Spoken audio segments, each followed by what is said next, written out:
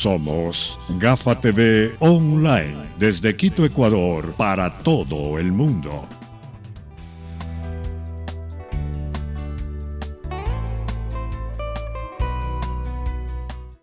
Buenas tardes, amigos en Ecuador y en el mundo que nos siguen todos los días a través de Gafa TV Ecuador. Esta tarde vamos a conversar sobre Guayaquil, sobre la corrupción y sobre también asuntos políticos, para lo cual hemos convocado a la asambleísta, la abogada Cristina Reyes. Ella es asambleísta nacional del Partido Social Cristiano Madera de Guerrero. Cristina, buenas tardes, mucho gusto. Para comenzar, usted que está en Guayaquil, usted que es guayaquileña, 29 días de semáforo amarillo, concretamente, ¿cómo está Guayaquil en este momento?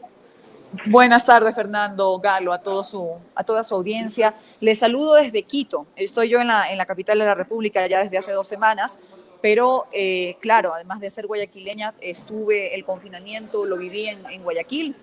Por ende, viví la parte más terrorífica y más dolorosa de lo que fue el epicentro de esta pandemia en nuestra ciudad, con los miles de muertos, con el manejo sanitario, el manejo de la emergencia desastroso que tuvo el gobierno nacional al no haber comprado las pruebas masivas a tiempo, el testeo masivo de la población, el, digamos, monitoreo satelital, conjuntamente con el confinamiento como un ejercicio que hizo la población por controlar su salud, por proteger su salud. Hay muchas críticas en cuanto a lo que ocurrió y usted iniciaba esta entrevista diciendo ciertamente que la corrupción es lo que más indignación ha causado en la ciudadanía, porque saturados los hospitales, no había equipos de bioseguridad, mientras otros vivarachos estaban llevando el dinero. Cristina, en todo caso, ¿qué le cuentan a ustedes sus amigos guayaquileños? ¿Cómo está? Porque le cuento que el pasado jueves la señora alcaldesa dijo que durante 20 días, le dijo a un periódico de Lima, Perú, que durante 20 días, y no sé cómo está ahora, no ha habido ni un solo muerto en Guayaquil y que los contagios han bajado exponencialmente. ¿Qué sabe usted? Es cierto, la curva se ha aplanado en la ciudad de Guayaquil. Los momentos más difíciles han pasado, gracias a Dios. No porque hubo una correcta implementación de los protocolos que le correspondía hacerlo al gobierno nacional a través del Ministerio de Salud, ni porque se actuó a tiempo. Se hizo al andar, se hizo con el dolor a cuestas, se hizo con la corrupción a cuestas de estos metidos en el IES y en el gobierno nacional. Y gracias a Dios, ciertamente la curva se ha aplanado. Bien dicen que nadie aprende en cabeza ajena. Guayaquil, como Nueva York, como Madrid, como el norte de la Lombardía, fueron de las ciudades más afectadas, en las cuales las otras ciudades pues creo que pudieron aprender las lecciones y tomar las precauciones del caso. Hoy aquí en la capital de la República incluso hay una curva de contagio ascendente, incluso hasta el centro de convenciones ya está saturado, se habla de que podría colapsar en cualquier momento los sistemas de salud. Es un tema bastante preocupante aquí en lo que se vive en la capital de la República, pero todos sabemos lo que ocurrió en Guayaquil y ahora, gracias a Dios, podría decir que el tema está controlado.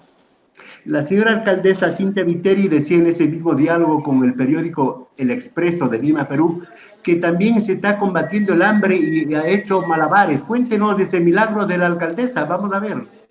No, a ver, no, yo no estoy de acuerdo con el tono irónico de decir el milagro de la alcaldesa. Yo creo que la alcaldesa, más allá de que sí, Fernando, usted y cualquier persona la pueden criticar dentro del ámbito de sus competencias, hay que aclarar una cosa. El manejo de la emergencia sanitaria no le corresponde exclusivamente a los gobiernos autónomos descentralizados, sino al gobierno nacional. El gobierno nacional era el encargado de implementar los protocolos, compra de mascarillas, de equipos de bioseguridad, etcétera. Los municipios han actuado con sus errores o con lo que fuera de manera complementaria. Y por supuesto que se han entregado miles de kits de alimentos a la ciudad de Guayaquil, a los barrios más vulnerables. Eso es una tarea que ha hecho no solamente la alcaldesa de Guayaquil, lo hemos hecho también desde el ámbito privado, de una fundación que nosotros dirigimos con varias personas. Y por supuesto que se ha actuado dentro del ámbito que se ha requerido, incluso más allá. Pero nuevamente, yo entiendo que a veces las críticas se concentran en ciertas formas o en ciertas frases desacertadas o exabruptos. El manejo de la emergencia sanitaria le correspondía al gobierno nacional y la catástrofe de ese manejo le corresponde a ellos. A los alcaldes que se los critique dentro de sus competencias. Y yo creo que se ha hecho lo posible. Hoy la ciudad está controlada, gracias a Dios, pero por supuesto que hemos tenido días muy dolorosos y muy duros que difícilmente vamos a poder superar. De veras, Cristina, le digo con toda sinceridad, nos alegra mucho que Guayaquil esté ya volviendo a su normalidad en el sentido sanitario, de veras, se lo digo, y ojalá Quito pueda aprender esa lección. Pero ya en el asunto de la reactivación económica, ¿cómo está? Sabiendo que Guayaquil es una ciudad que vive del día al día, como todas las ciudades de nuestro país.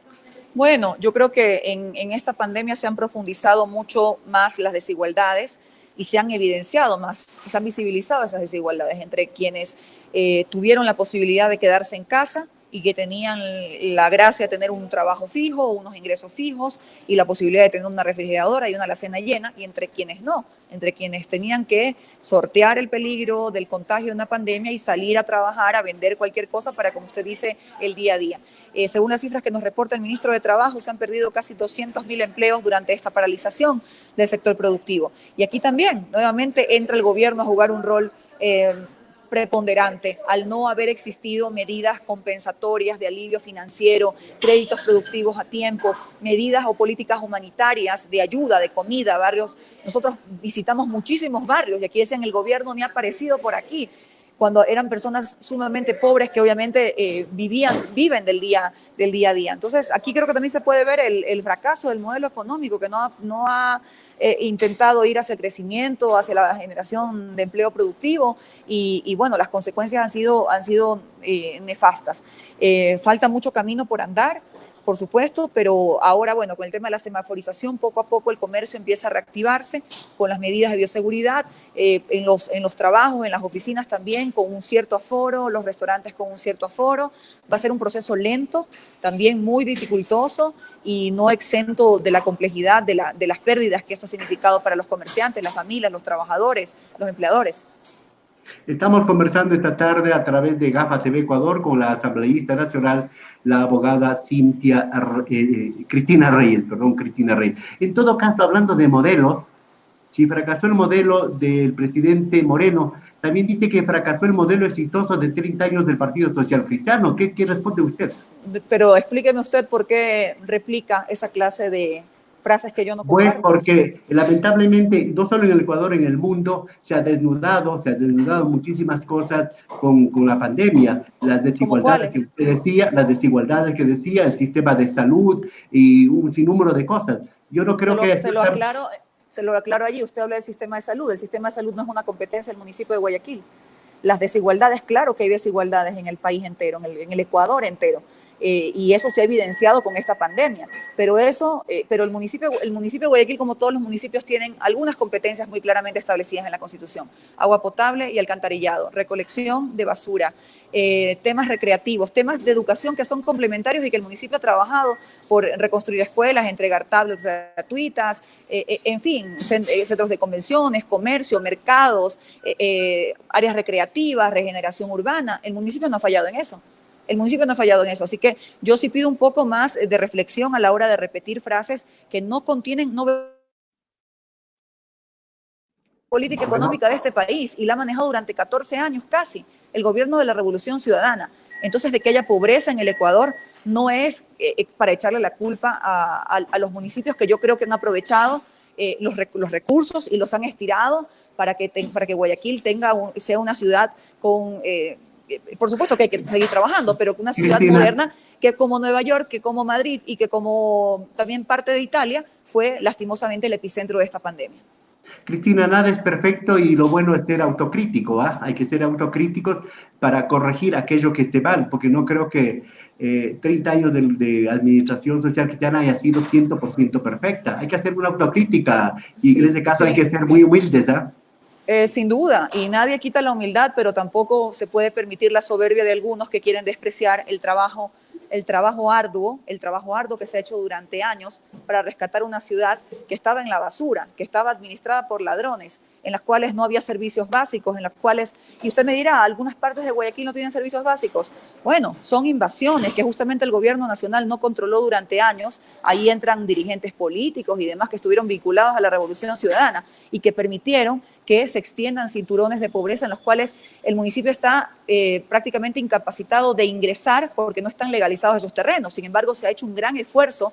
Usted sabe los cientos de miles de terrenos que se han legalizado en la ciudad de Guayaquil para poder intervenir con la obra pública. Entonces, bueno, también pongamos todo dentro de un contexto. Por supuesto que ningún modelo es perfecto, que se acepta la crítica, pero yo también, habiendo sido parte de un modelo municipal en el que trabajé junto al abogado Jaime Nebot, tampoco puedo permitir la soberbia de algunos que intentan despreciar un trabajo que ha sido arduo, honesto y de mucho esfuerzo. Bueno, nuestra intención como periodistas, como comunicadores, es sacar simplemente preguntas, buscar respuestas, hacer reflexiones. En todo caso, para terminar el tema de la pandemia de Guayaquil concretamente, ¿se pudo evitar tanto dolor, tanta muerte, tanto sacrificio de los guayaquileños? Por supuesto que se pudo, como lo evitó, lo contuvieron países como Taiwán, Alemania, Nueva Zelanda, Corea del Sur. ¿Qué hicieron? Actuaron bajo el rigor científico y bajo las estrictas medidas de bioseguridad que establecían los organismos internacionales. ¿Qué hicieron que no hicieron en el Ecuador? Y no se le eche la culpa al municipio de Guayaquil, eso le correspondía al Ministerio de Gobierno y al Ministerio de Salud. Comprar equipos de bioseguridad en los aeropuertos en un momento en que nuestras comunidades migrantes llegaban al aeropuerto de Guayaquil para pasar las vacaciones con sus familiares en las grandes comunidades de Europa y de Estados Unidos. Luego, por otro lado, cuando ya se vio el primer brote, había que hacer las pruebas de testeo masivo a la población. Los cercos epidemiológicos con monitoreo satelital, había que tener una línea de comunicación clara, que nunca la tuvo el gobierno. Aquí tuvimos 35 figuretis diciendo 35 cosas unos contra otros, y esto se volvió ya una pandemia, se volvió algo incontrolable. La población no logró determinar el peligro porque las autoridades no le hablaron con la responsabilidad y con la seriedad del caso. ¿Se pudo impedir? Sí, pero el real responsable de la tragedia de Guayaquil se llama Gobierno Nacional, se llama Lenín Moreno y ese montón de ministros mediocres que tiene alrededor que no hicieron absolutamente nada para contener el virus. Otra pandemia, Cristina, es el asunto de la corrupción. Usted ha dicho que en la Asamblea Nacional que hay alguien que reparte los hospitales en la Asamblea Nacional y usted le ha señalado con nombre y apellido a la ministra de Gobierno, María Paula Romo. ¿Qué evidencia tiene usted para ratificar en este programa que la ministra ha entregado los hospitales de la Seguridad Social, los hospitales del Ministerio de Salud Pública a asambleístas por el voto? Varias. En primer lugar, ella es la responsable del manejo de la política del país, porque la seguridad ciudadana es un desastre. Aquí no ha habido ministro de gobierno ni ministra de gobierno. La delincuencia ha campeado antes del coronavirus. Politiquería la manejaba bastante bien a través de sus operadores en la Asamblea Nacional, de las votaciones complejas en los temas tributarios, sobre todo muy polémicos en los que nosotros nos hemos opuesto porque no estamos de acuerdo con que se le cree más impuestos a la gente en un momento tan delicado. ¿Cómo es posible entonces que estos asambleístas hayan tenido accesos a cargos que son otorgados?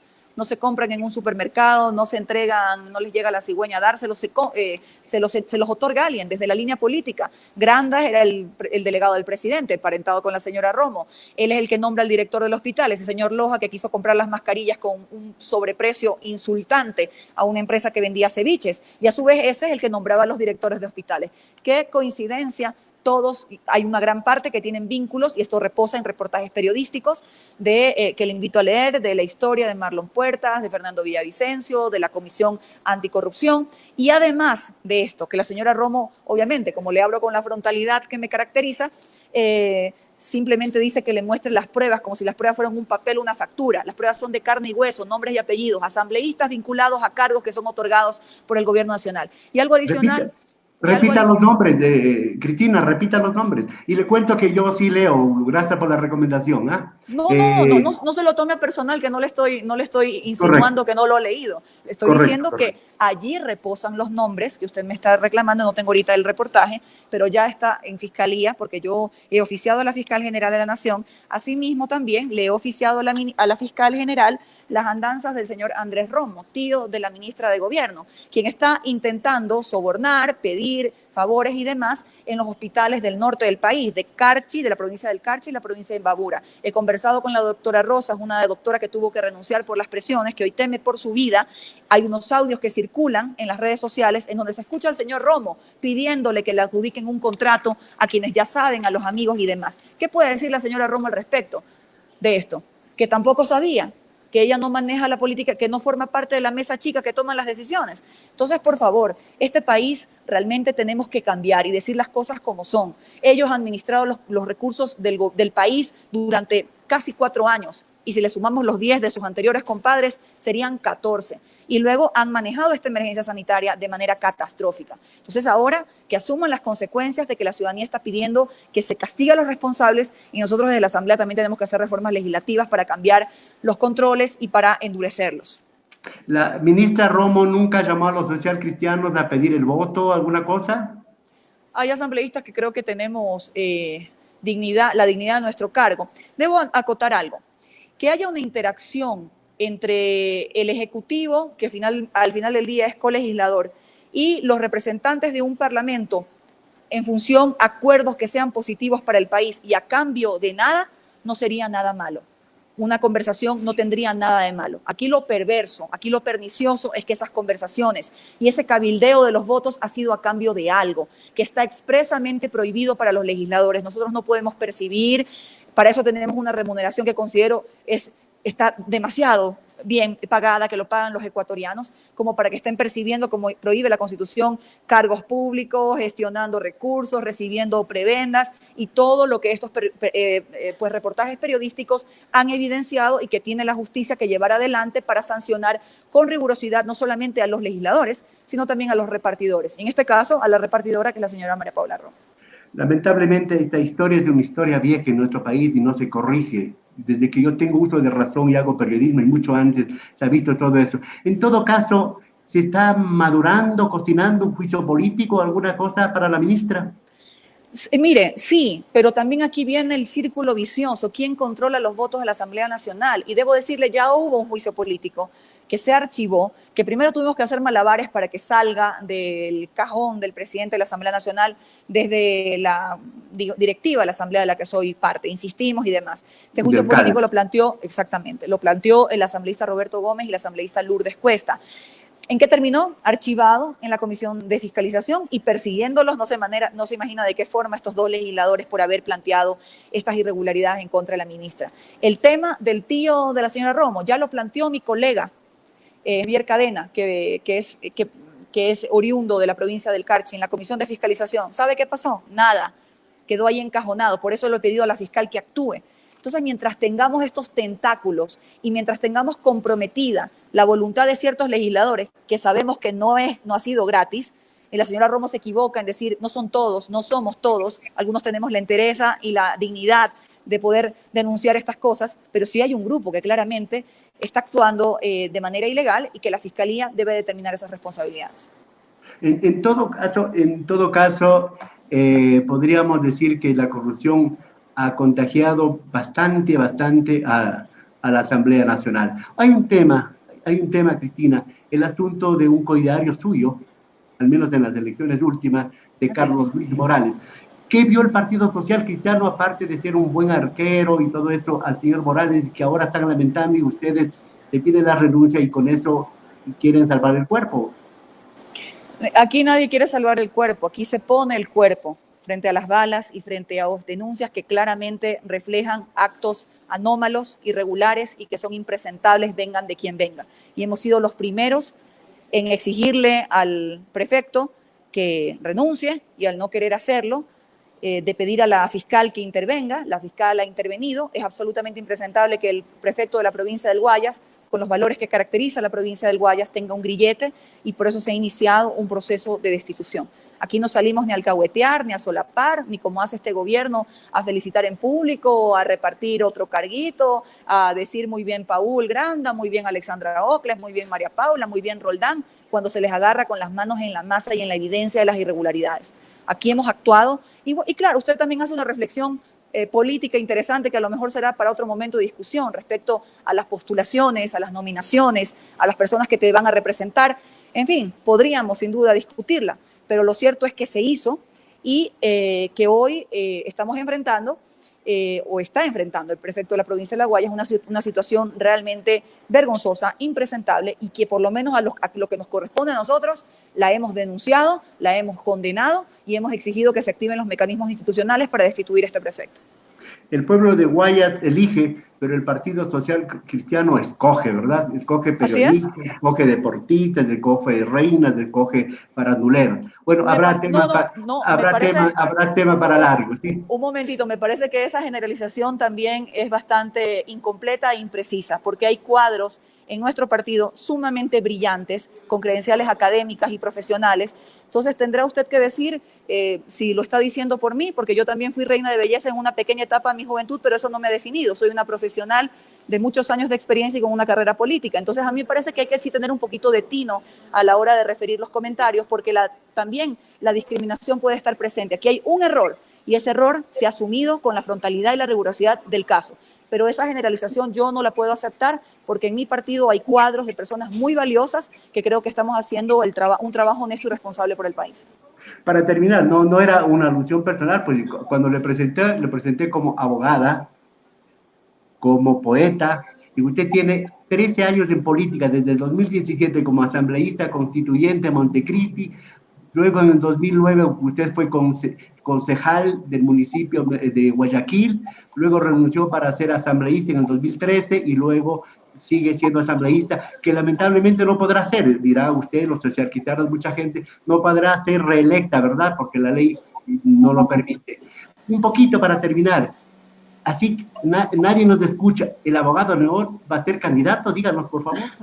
Estamos a la espera de su decisión, será en los próximos días y realmente nos mantenemos alerta y por supuesto que muy respetuosos de la decisión que él vaya a tomar.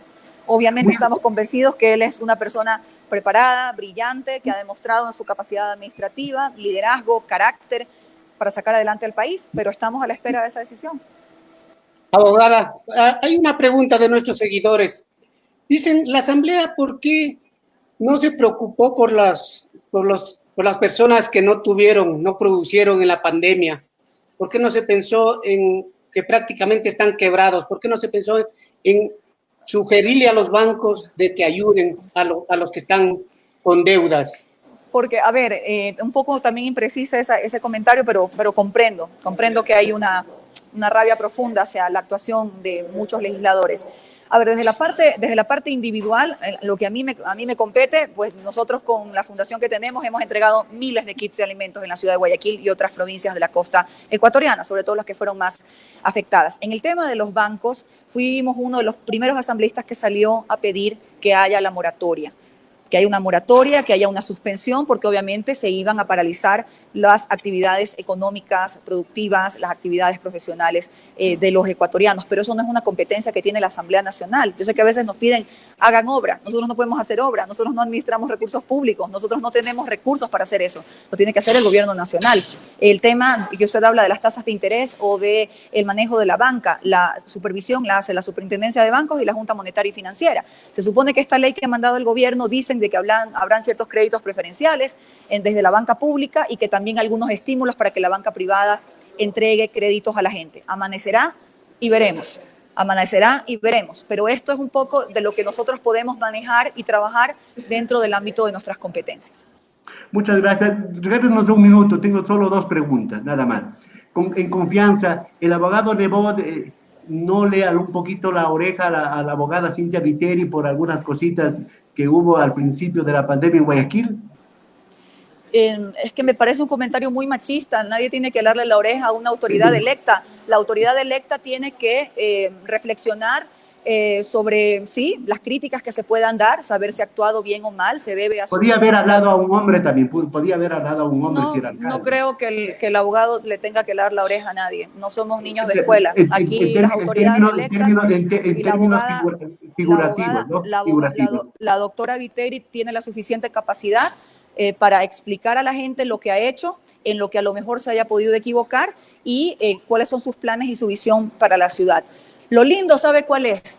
A pesar de todo el dolor, en el saberse levantar hay también virtud, en el saberse levantar hay también belleza. Y Guayaquil, de la ruina, del dolor, de la muerte, se está levantando. Y eso creo que también es algo que hay que rescatar y que hay que resaltar, señalando a cada persona y a cada autoridad dentro del ámbito de sus responsabilidades. Y yo no eximo a la doctora Viteri de que se haya podido equivocar en algo, pero que la emergencia sanitaria era su responsabilidad, eso es mentira. La emergencia sanitaria era del gobierno, del Ministerio de Salud y del Ministerio de Gobierno.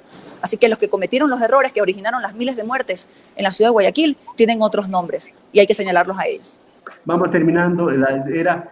Pues usted oyó al presidente de la República una entrevista con TNT 24 que decía que la asambleísta Reyes lanza exabruptos. ¿Qué le contesta a usted?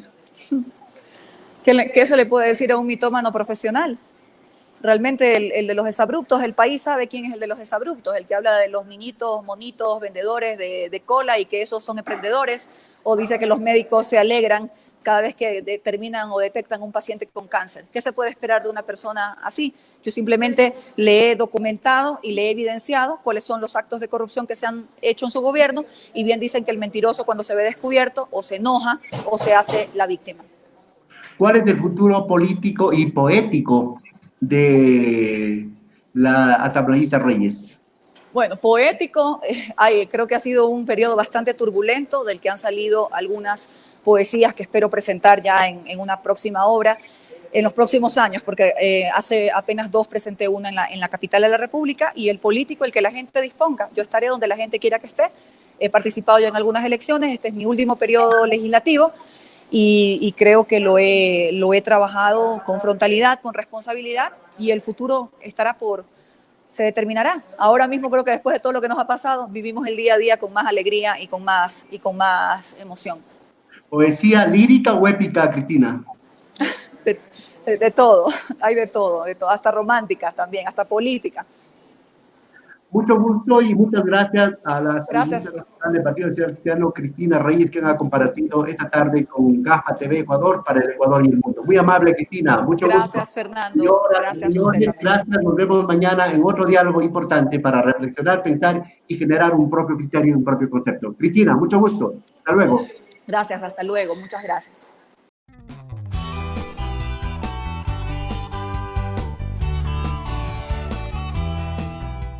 Somos GAFA TV Online, desde Quito, Ecuador, para todo el mundo.